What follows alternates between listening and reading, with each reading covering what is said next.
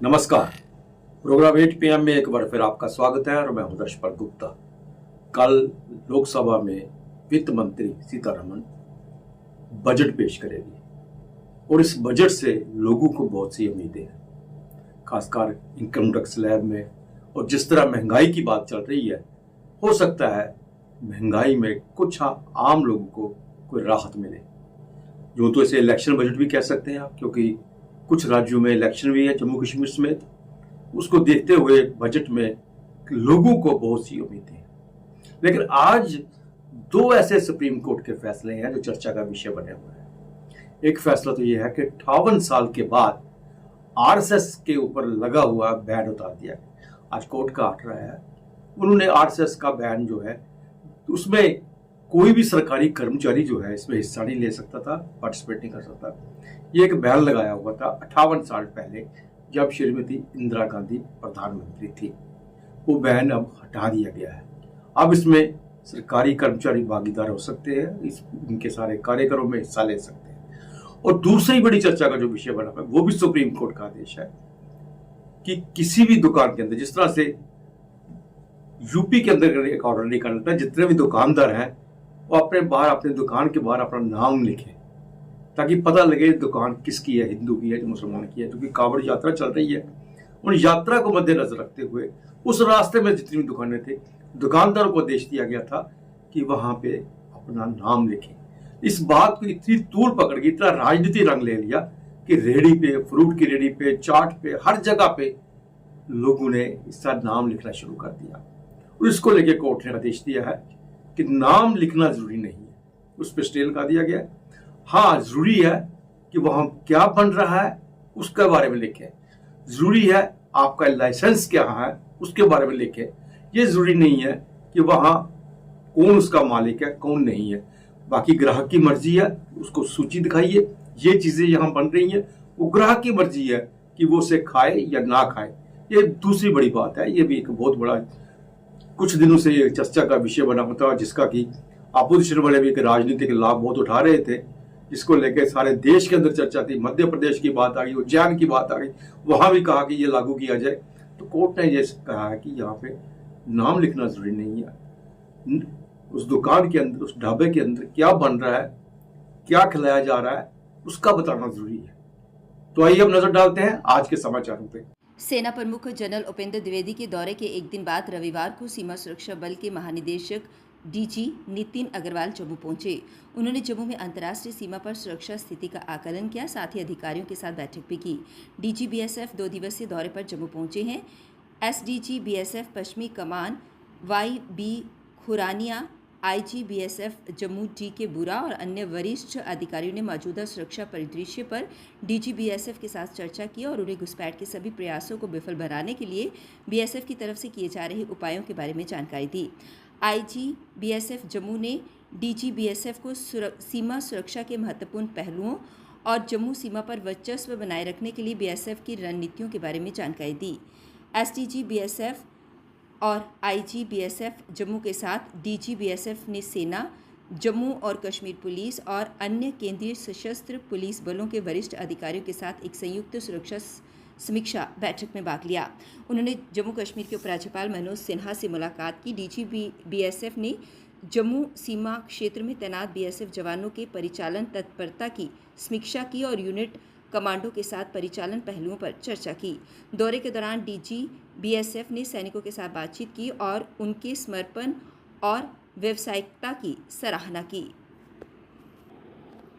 पवित्र छड़ी मुबारक की परंपरागत प्रथम धार्मिक अनुष्ठान भूमि पूजा रविवार को दक्षिण कश्मीर के पहलगाम में हुई।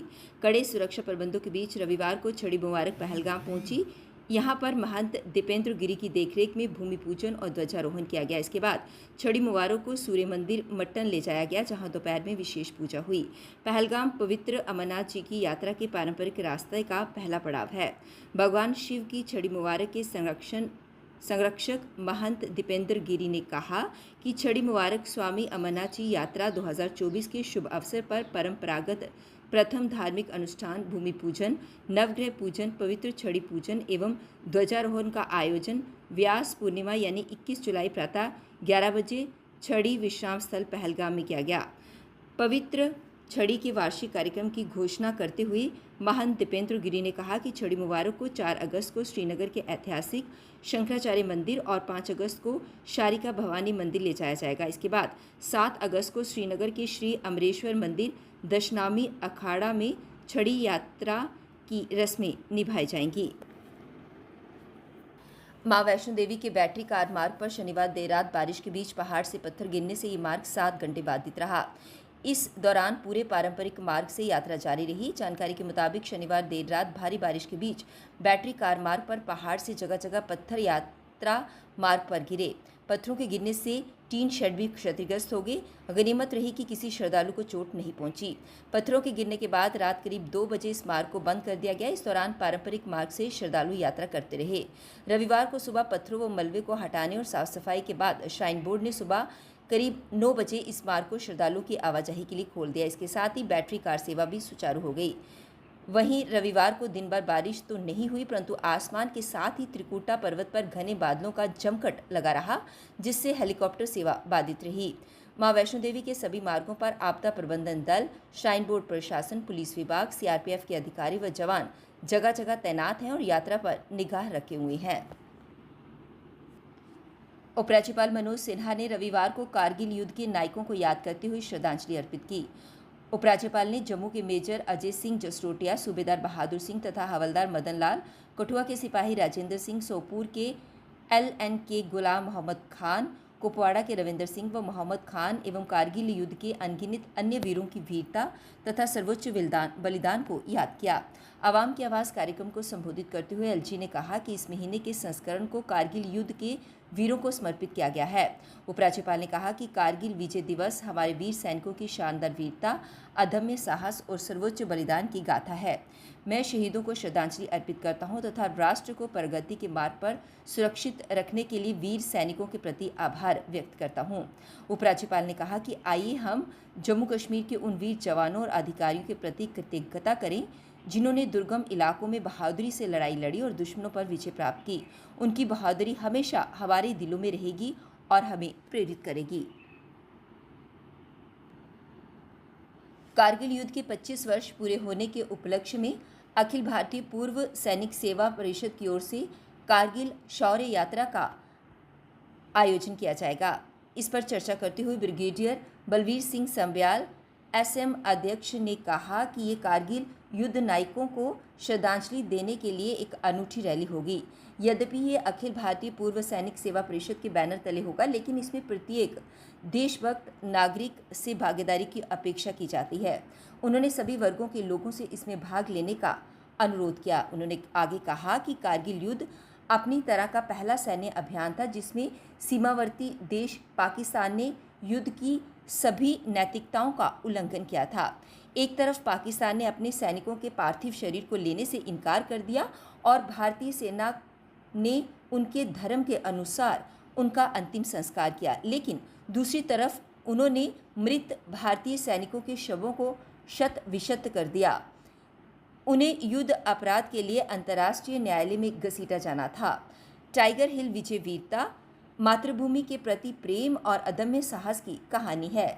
इस सशस्त्र संघर्ष में भारतीय सेना के जवानों ने सभी बाधाओं के खिलाफ लड़ाई लड़ी और मातृभूमि की गरिमा और सम्मान को बनाए रखने के लिए लड़ाई जीती। अंत में उन्होंने कहा कि ये हमारा कर्तव्य है कि हम उन सभी सैनिकों को श्रद्धांजलि अर्पित करें जिन्होंने कर्तव्य निभाते हुए सर्वोच्च बलिदान दिया। भी माँ भारती के सपूतों ने अपने देश के लिए जीत सुनिश्चित करी। इस युद्ध की मैं एक और उसके बाद आऊँगा आगे का क्या, इस युद्ध की एक मेन विशेषता ये रही कि पाकिस्तान के सैनिक जो कि वहाँ पर मारे गए, पाकिस्तान ने उन अपने सैनिकों को भी वापस लेने के लिए उनके जो मृत शरीर थे उनको भी लेने से मना कर दिया। और हमारी भारतीय सेना की या हमारे देश की सभ्यता देखिए कि हमने उन मरे हुए सैनिकों का जो अंतिम संस्कार होता है वो उनके रीति रिवाज के अनुसार किया गया। जैसे कि आपको ज्ञान होगा, हमारी भारतीय सेना के अंदर हमारे पंडित भी होते हैं, मौलवी भी होते हैं, पादरी भी होते हैं और ग्रंथी भी होते हैं। तो उसी को ध्यान में रखते हुए उनके अंतिम संस्कार हमने उस तरीके से किए। अभी मैं मेन विषय पर आता हूँ। अभी आप लोगों को मालूम है कि कारगिल विजय दिवस के अभी 25 वर्ष पूरे होने वाले हैं उसके उपलक्ष्य में हम एक कारगिल शौर्य यात्रा का आयोजन कर रहे हैं, जिसके अंदर हमारे पूर्व सैनिक वीर नारियां जो कि उस युद्ध में हमारे सैनिक शहीद हुई, उनकी पत्नियां और एनसीसी के कैडेट, अन्य देशभक्त नागरिक इस शौर्य यात्रा में हिस्सा लेंगे। ये शौर्य यात्रा जो जेडीए पार्किंग है ओल्ड बस स्टैंड के पास, वहाँ से शुरू होगी, गुम्मट से बाएं घूमते हुए विवेकानंद चौक पे जाएगी, वहाँ से बाएं घूम करके रघुनाथ बाज़ार, सिटी चौक, शालीमार, इंदिरा चौक और वापस ये अपना जेडीए पार्किंग में आएगी। मैं आपके माध्यम से जम्मू के सभी देशभक्त नागरिकों को, मैं अंडरलाइन करके बोलता हूँ, देशभक्त नागरिकों को हम निमंत्रण देना चाहते हैं कि वो इस कारगिल शौर्य यात्रा में शामिल हों और जिन शहीदों ने अपने देश के लिए अपना सर्वोच्च बलिदान दिया वो भी उस रैली में शामिल हो करके कम से कम उस भाग्य के भागीदार बने। धन्यवाद। जम्मू कश्मीर के राजौरी जिले में शौर्य चक्र से सम्मानित बीडीसी पुरुषोत्तम के घर पर हमला हुआ है। इस हमले में एक आतंकी के मारे जाने की खबर आई है। हमले में एक जवान घायल हुआ है। खबर लिखे जाने तक फायरिंग जारी थी। बताते चलें कि राजौरी जिले के सुदूर गांव खवास में सेना पिकेट पर आतंकी हमले को विफल कर दिया गया है। हमले में एक जवान घायल हुआ। खबर लिखे जाने तक फायरिंग जारी थी। हमले में एक सेना का जवान और एक बीडीसी सदस्य घायल हुआ। जानकारी में बता दें कि सुबह सुबह आतंकवादियों ने बीडीसी पुरुषोत्तम लाल के घर के पास सेना के कैंप पर ग्रेनेड फेंक दिया था। इसके बाद यहां पर गोलीबारी शुरू कर दी, जिन्हें हाल ही में शौर्य चक्र से सम्मानित किया गया था। इस हमले में एक बीडीसी सदस्य और एक जवान घायल हो गया है। ये वास्तव में शौर्य चक्र पुरस्कार विजेता पुरुषोत्तम लाल पर हमला था। जम्मू संभाग में रविवार को 3 अलग अलग सड़क हादसों में वाहन खाई में गिरने से 6 लोगों की मौत हो गई। इस हादसे में 3 साल की बच्ची समेत 10 लोग घायल हुए। घायलों का विभिन्न अस्पतालों में इलाज चल रहा है। रियासी के ध्यानगढ़ ज्योतिपुरम के बिड्डा क्षेत्र में दोपहर करीब 4 बजे एक वाहन 1000 मीटर गहरी खाई में जा गिरा। वाहन के परखच्चे उड़ गए। बताया जा रहा है कि वार्ड नंबर 4 साई लांजन पंचायत दरियान निवासी मुकेश सिंह अपनी मां सुनीता देवी और बहन तोशी देवी को लेकर बोलेरो कैंपर JK 206673 से रियासी की तरफ आ रहा था। उसके साथ उसकी 3 वर्ष की भांजी भी थी। एक हादसा राजौरी के नौशहरा में भी हुआ है, जहां पीर पडवैश्वर से जम्मू आ रही एक इको वैन JK 11G7794 का टायर सुबह ठंडी कस्सी लाम के पास फट गया। किश्तवाड़ जिले में मुगल मैदान तहसील के अंतर्गत किश्तवाड़ छात्रू मार्ग पर देर शाम एक कार JK 17A2283 100 फीट गहरी खाई में गिरने से इसमें 4 युवक घायल हो गए। कारगिल विजय दिवस की 25वीं वर्षगांठ के अवसर पर आयोजित समारोह में प्रधानमंत्री नरेंद्र मोदी द्रास स्थित कारगिल युद्ध स्मारक पर 26 जुलाई को पहुंचेंगे। वह बलिदानियों को श्रद्धांजलि देंगे। पीएम के दौरे को लेकर रविवार को लद्दाख के उपराज्यपाल ब्रिगेडियर सेवानिवृत्त डॉक्टर VD मिश्रा ने सचिवालय में बैठक की। LG ने विभागीय सचिवों, उपायुक्त कारगिल, पुलिस और सेना के अधिकारियों के साथ कई बिंदुओं पर चर्चा की। पीएम कारगिल युद्ध स्मारक पर पुष्पांजलि समारोह में शामिल होने के साथ वीर नारियों के साथ बातचीत भी करेंगे। हेलीपैड पर उनके लिए ग्रीन रूम तैयार किया जाएगा। मिश्रा ने संबंधित अधिकारियों को सभी व्यवस्थाएं समय पर पूरा करने के निर्देश दिए हैं। LG 24 जुलाई को व्यवस्थाओं का निरीक्षण करने के लिए द्रास स्थित कारगिल युद्ध स्मारक का दौरा करेंगे। आज श्रावण पूर्णिमा का पहला सोमवार है। ऐसा माना जाता है कि जो आज के दिन व्रत रखता है या फिर 16 व्रत रखता है, भगवान शिव और माँ पार्वती उनकी सभी मनोकामनाएं पूर्ण करती हैं। आज के दिन श्रद्धालुओं का तांता मंदिरों में देखने को मिला। इसी के अंतर्गत रुपये वाला मंदिर, जिसे पंचबख्तर मंदिर भी कहा जाता है, सावन माह के पहले दिन आज वहां पर श्रद्धालुओं का तांता देखने को मिला। श्रद्धालुओं ने माथा टेक आशीर्वाद प्राप्त किया।